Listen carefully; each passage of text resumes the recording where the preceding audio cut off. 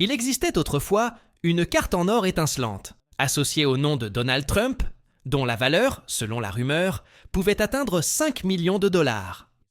Certains disaient même que sa simple possession pouvait donner immédiatement la citoyenneté américaine. Qu'il s'agisse d'un simple symbole ou d'un objet authentique, une chose est sûre. L'or n'a jamais été un simple métal. Son pouvoir peut être détenu, son ambition portée. Bienvenue dans une nouvelle vidéo. Découvrons comment sont fabriqués les lingots d'or pur, à 99,99% aux États-Unis. Si vous aimez ce type de contenu, abonnez-vous à notre chaîne. C'est gratuit. C'est parti. L'or est omniprésent dans l'univers du luxe. Des supercars flamboyantes au steak recouvertes de paillettes d'or comestibles, dont la portion peut coûter des milliers de dollars. Plus de 4000 tonnes d'or sont extraites chaque année dans le monde. Mais derrière ces paillettes se cache un long et intense voyage. Il commence dans les profondeurs de la Terre, avec des roches anciennes, et se termine avec des lingots d'or pur enfermés dans des coffres. Dans cette vidéo, nous vous emmenons au cœur de la plus grande mine d'or des États-Unis, où les premières microparticules d'or sont extraites de roches vieilles de plusieurs millions d'années. Grâce aux technologies modernes, ces minuscules fragments sont transformés en lingots d'or étincelants, à la fois précieux et symboliques. Un voyage des profondeurs de la Terre vers le monde lumineux et éblouissant de la richesse et du prestige. L'or fait partie intégrante de la vie humaine depuis l'époque des cavernes. Il y a plus de 6000 ans, au Néolithique, il était déjà utilisé pour fabriquer des bijoux, des objets sacrés et des objets domestiques précieux pour les dirigeants et les élites. Ce qui distingue l'or, ce n'est pas seulement son éclat, c'est sa durabilité. Il ne rouille pas, ne se décolore pas et ne s'use pas. Dans un monde en constante évolution, l'or est l'une des rares choses qui n'a jamais à prouver sa valeur. C'est pourquoi il est devenu un symbole intemporel de pouvoir, de richesse et de confiance. Extraction manuelle en Ouganda. L'or ne se trouve généralement pas dans le sol. La majeure partie est enfouie profondément dans d'anciennes couches de roches, comme le quartz ou des sédiments, accumulés et comprimés pendant des millions d'années. Au fil du temps, le vent et l'eau fragmentent ces roches, emportant de minuscules particules d'or dans les rivières et les ruisseaux. Mais pour trouver de véritables traces d'or, il faut creuser profondément ou dynamiter des montagnes pour atteindre le minerai. L'or n'attend pas à la surface. Il ne se révèle qu'à ceux qui ont la patience de le chercher en profondeur. En 1848, une petite découverte en Californie a changé le cours de l'histoire américaine. Une poignée de paillettes d'or brillantes ont été trouvées dans un ruisseau. Aussitôt, le pays tout entier s'est enthousiasmé. Des dizaines de milliers de personnes se sont précipitées vers l'ouest, déclenchant la plus célèbre ruée vers l'or du XIXe siècle. Les gens ont abandonné villes et fermes, partant avec un seul espoir, faire fortune grâce à l'or. Après des milliers d'années d'exploitation minière, la majeure partie de l'or facilement accessible a été épuisée. Nous creusons donc désormais plus profondément dans des couches de roches que personne n'avait jamais osé toucher auparavant. Pour obtenir ne serait-ce qu'une once d'or, les mineurs doivent souvent déplacer 30 à 50 tonnes de roches. C'est énorme. Mais l'industrie ne ralentit pas. Grâce aux machines modernes, à la technologie GPS et à des méthodes de traitement avancées, il est désormais possible d'extraire des centaines de mètres sous terre. Et si les risques et les coûts continuent d'augmenter, la valeur de l'or maintient la recherche. Voyageons maintenant en Ouganda, un pays souvent décrit comme un pays où l'on vit de l'or. Mais ici, l'or ne brille pas dans les boutiques. Il reste caché sous la poussière rouge, la sueur et une enfance en suspens. Sous un soleil de plomb, des familles entières, y compris des enfants trop jeunes pour épeler leur nom, ramassent des pelles rouillées et suivent leurs parents sur une terre aride et impitoyable, dans l'espoir d'y dénicher quelques précieux paillettes. Avec à peine $1 par jour pour survivre, l'extraction de l'or n'est pas un métier, c'est une bouée de sauvetage. Et pourtant, le prix de l'or se paie non seulement par le travail, mais aussi par la santé d'enfants qui grandissent en respirant la poussière, plutôt que par leurs rêves. Leurs salles de classe sont des berges, leurs jouets sont des outils.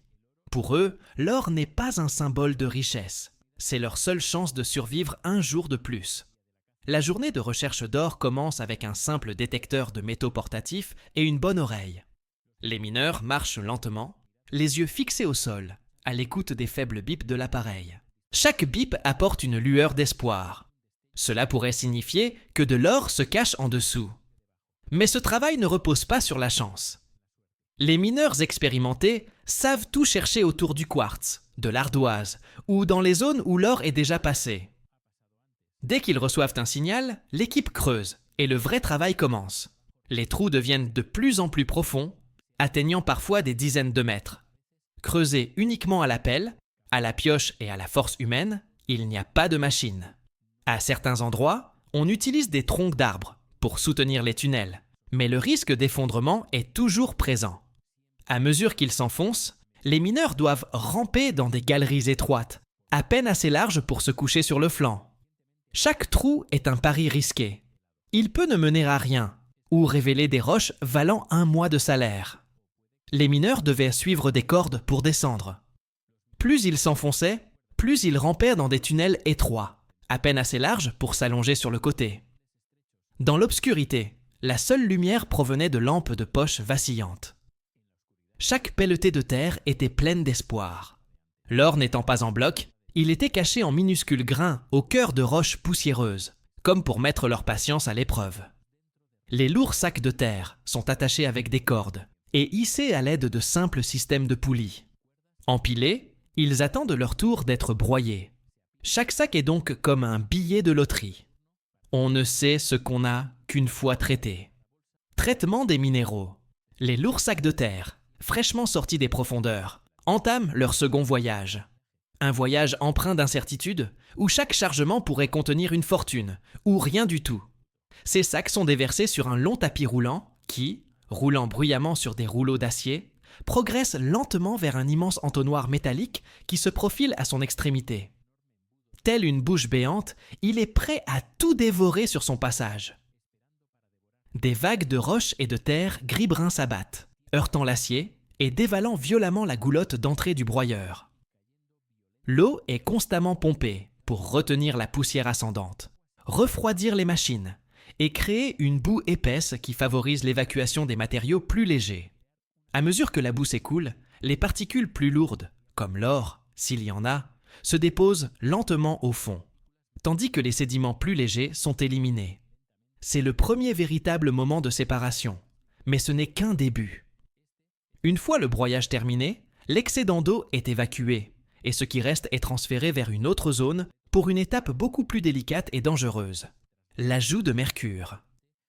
Bien que le mercure soit notoirement toxique et connu pour provoquer le cancer et de graves troubles neurologiques, il reste le seul produit chimique abordable disponible ici capable de dissoudre l'or et de le libérer de ses impuretés restantes. Les ouvriers malaxent ce mélange imprégné de mercure pendant 20 à 30 minutes jusqu'à obtenir un amalgame grisâtre et pâteux. Un mélange d'or et de mercure, fusionné par la pression et le désespoir. Cette masse est ensuite chauffée, provoquant l'évaporation du mercure et sa disparition dans l'air, laissant derrière elle de l'or brut. Le procédé est simple, primitif et dévastateur. Chaque gramme d'or récupéré ici a un coût invisible. La santé des ouvriers, en particulier des enfants qui inhalent les vapeurs, bien avant d'en comprendre le risque. Pour obtenir seulement 9,25 onces d'or, d'une valeur d'environ 10 400 $, les mineurs doivent extraire et traiter plus de 19 000 tonnes de terre. Et ceux qui effectuent ce travail ne gagnent généralement qu'1 ou 2 $ par jour. Extraction industrielle aux États-Unis. Contrairement à l'extraction manuelle de l'or dans certaines régions d'Afrique, les États-Unis ont adopté des machines modernes et des technologies de pointe pour extraire l'or à grande échelle. Cette approche améliore non seulement l'efficacité, mais contribue également à réduire l'impact environnemental. Direction une mine d'or du Nevada, où vous constaterez par vous-même à quel point le chemin vers le métal précieux peut être différent lorsque l'innovation ouvre la voie. La première étape de l'exploitation aurifère moderne consiste à forer des trous profonds dans le sol, généralement entre 9 et 20 mètres. Une imposante foreuse comme celle-ci, montée sur un camion lourd et actionnée par des conduites hydrauliques, enfoncent des tubes d'acier dans la roche avec une précision et une force incroyables.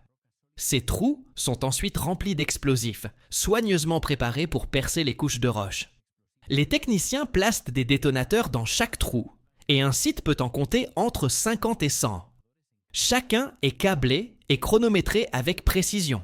Au moment opportun, les explosifs sont activés simultanément. De puissantes explosions secouent dans la zone, projetant d'épais nuages de fumée.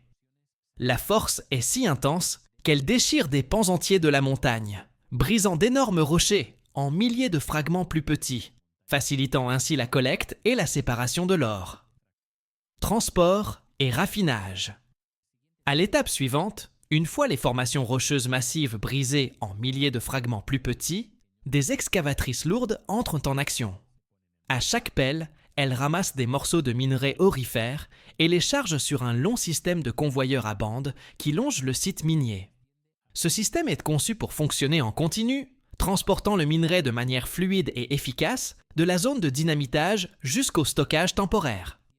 Aucun temps d'arrêt n'était nécessaire.